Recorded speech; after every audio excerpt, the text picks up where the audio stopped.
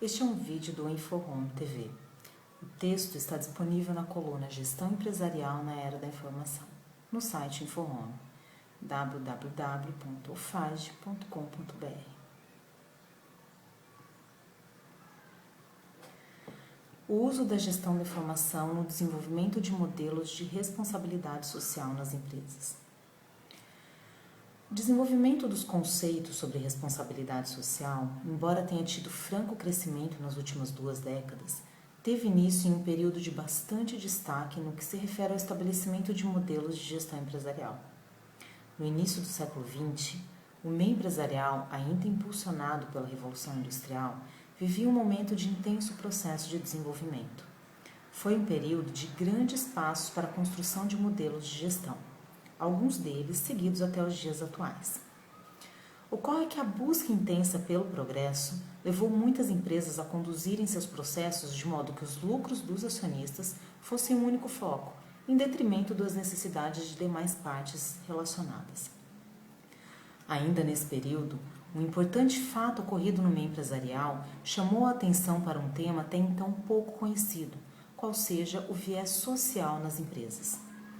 O famoso caso Ford versus Dodge teve uma grande repercussão em função do clima de disputa que levou 2 grupos de sócios aos tribunais americanos. De um lado, Henry Ford, acionista majoritário do grupo Ford, e do outro, os Dodge, detentores de uma parcela das ações da empresa. O conflito ocorreu pelo fato de que Ford, após apurar os resultados de determinado exercício, decidiu que iria reter os lucros, ou seja, não os distribuiria entre os sócios. O objetivo, segundo Ford, era o de utilizar tais recursos na própria empresa. Trataria-se de uma manobra empresarial muito corriqueira. Não fosse pelo fato de Ford informar que tais investimentos seriam direcionados para ações de responsabilidade social. Ford, conhecido por ser um empresário visionário, acreditava que promover o bem-estar dos colaboradores faria com que o ambiente de trabalho fosse mais produtivo, além do fato de que um colaborador bem remunerado amplia sua capacidade de compra, fazendo com que a economia se movimente de forma mais eficiente. Essa disputa teve como resultado o sucesso dos interesses dos acionistas da família Dodge, já que o tribunal deu ganho de causa aos mesmos. Contudo, algo havia mudado no meio empresarial, já que os olhares voltaram-se para o viés social de forma mais atenta, e isso certamente promoveu importantes discussões que levaram a avanços nesse contexto. Mais de 90 anos após esse episódio, o meio empresarial ainda encontra severas dificuldades no que diz respeito ao investimento em questões sociais. Muitas empresas tratam o tema de forma equivocada, em certos casos, lidando com o assunto como se tratasse de filantropia, ou então assistencialismo esporádico, sendo que ainda existem empresas que simplesmente ignoram o tema. Considero extremamente importante destacar que responsabilidade social não se trata de filantropia, mas sim de uma parte importantíssima dos fazeres de uma empresa. Afirmo isso pois toda empresa faz parte de um contexto social, não estando, portanto, isolada e à margem de questões que envolvem o todo. Por fazer parte desse contexto sob as formas física, intelectual e econômica, as empresas são causadoras de impactos na sociedade da qual fazem parte, sendo que esses impactos existem sob as formas positivas e negativas. Como impactos positivos, destaco a geração de emprego, o desenvolvimento local, a formação profissional, a geração de renda, entre outros. Entretanto, há também que se destacar os importantes impactos negativos, entre os quais os ambientais, a precarização do trabalho, mudanças de valores e cultura, entre outros.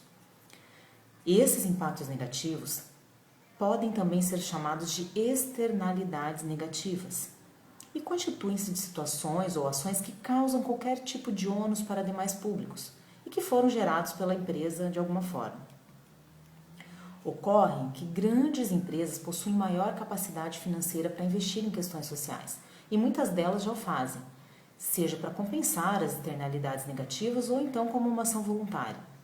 Empresas de porte médio e pequeno, que também são promotoras de impactos positivos e negativos, geralmente não conseguem avançar de forma substancial nesse campo socialmente responsável. Muitas empresas, aliás, não sabem sequer por onde começar.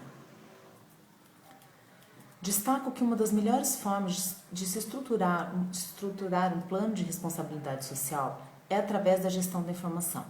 Isso porque a gestão da informação é capaz de possibilitar a identificação de pontos que são extremamente importantes no início do estabelecimento de um projeto dessa dimensão. Afirmo isso por entender que a gestão da informação é um mecanismo mediante o qual é possível identificar, coletar, analisar, armazenar e posteriormente utilizar de forma estratégica a informação relevante. Inicialmente, considero de extrema importância que a empresa seja capaz de identificar os seus públicos de interesse, os seus stakeholders, que é o termo utilizado para designar as partes interessadas nos negócios das empresas, entre os quais eu destaco os colaboradores, sociedade de entorno, grupo de acionistas, clientes, fornecedores, comunidade acadêmico-científica. Posteriormente, a empresa deverá prospectar informações precisas e tempestivas sobre esses grupos de interesse, de maneira mais específica, identificar as informações sobre as necessidades desses grupos e qual a relação que essas necessidades podem ter com a empresa. Após a coleta dessas informações, a empresa deve fazer uma análise minuciosa, considerando 2 pontos importantes. O primeiro diz respeito ao viés social e ao impacto em termos de valor agregado para a empresa e em termos de valor construído para esses grupos. O segundo ponto diz respeito à análise econômica da empresa, considerando os recursos disponíveis para se investir no campo social. O segundo ponto, no caso da ideia a partir de uma área tática da empresa, pode incluir também o processo de convencimento de diretorias, conselhos de administração e até presidência. Após a análise dessas informações, a empresa deverá apontar qual grupo de interesse ela irá priorizar. Se será seus colaboradores, por exemplo, com a implantação de creche para os filhos, financiamento para a formação acadêmica, revisão de política de cargos e benefícios adicionais aos exigidos pela legislação, política de preparação para a aposentadoria, entre outros. A empresa pode também optar por investir em um projeto de responsabilidade social visando a comunidade de entorno. Por exemplo, com investimento em educação, formação e capacitação de indivíduos, investimento em projetos que visam extinguir o uso de trabalho infantil ou escravo, entre outros. Após identificar seu público-alvo para o desenvolvimento do plano de responsabilidade social, a empresa retoma a fase do início de processo de gestão da informação, realizando o processo de coleta de informações agora detalhadas sobre o público escolhido, passando pela análise de informações baseadas nas necessidades dos mesmos e, posteriormente, o cruzamento com as informações financeiras da empresa, seguindo para a fase de elaboração efetiva do projeto. Nessa fase, a empresa pode recorrer também a parceiros estratégicos, como fornecedores ou empresas para as quais fornece seus produtos ou serviços e que tenham interesse em investir na área social. Destaco que criar um plano de responsabilidade social exige mais do que fator financeiro, pois requer empenho e a compreensão de que a empresa faz parte de um contexto social, sem o qual ela não faria sentido algum. Ou seja, a empresa existe em função da sociedade na qual ela foi estruturada. Além disso, é fundamental que a empresa saiba utilizar a gestão da informação nesse processo, para que seja capaz de identificar de forma precisa qual stakeholder deverá ser atendido e de que maneira ele deverá ser atendido.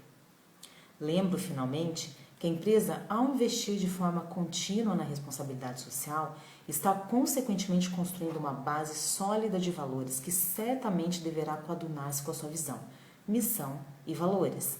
Como consequência, a empresa ganha visibilidade, satisfação de seus clientes e o respeito da sociedade da qual faz parte.